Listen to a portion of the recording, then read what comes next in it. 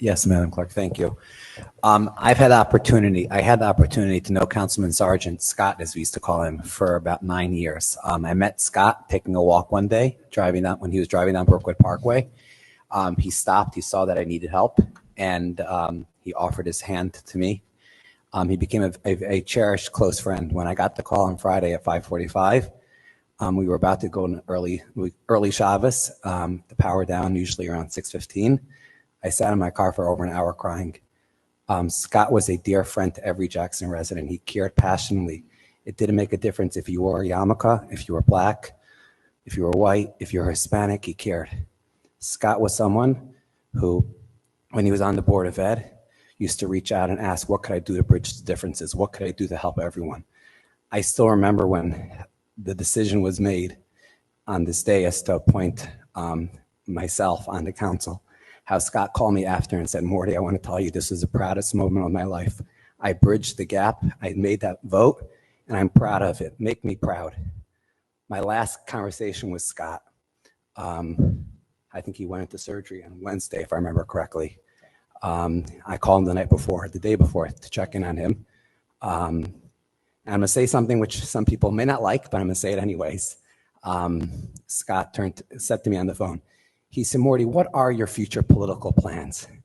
So I said, Scott, I'm happy with where I am. He said, no, you're not.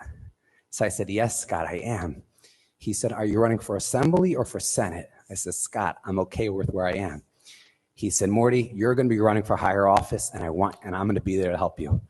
So I chuckled, but that was really Scott. Scott was always someone who was kept on looking for more, pushing people to do more.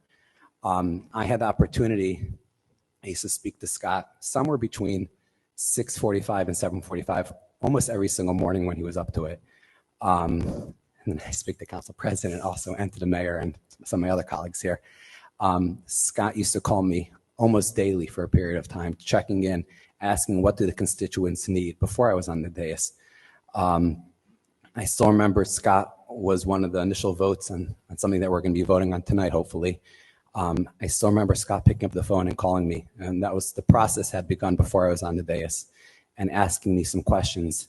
And I remember saying to him, I said, Scott, you're voting for something that, he said, Morty, stop right now. He said, I'm going to do what's right for Jackson. That really was the legacy of Scott Sargent.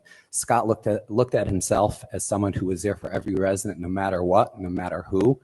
And he would have tough conversations. There were times when he picked up the phone and yelled at me at the way he felt that my demeanor was on the dais, or what he felt I said something I shouldn't have said, or whether it was after a Republican club meeting, or coming over to my house on a perm and feeling like I was a little too immature.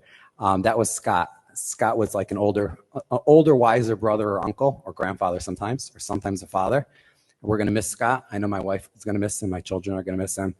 And we should all take a moment, think about what he did for Jackson, what he did for the individuals in Jackson. I think he had over a decade of service to this town in many various different capacities. He obviously served our country. He was a true hero, and we're going to miss Scott. God bless us all.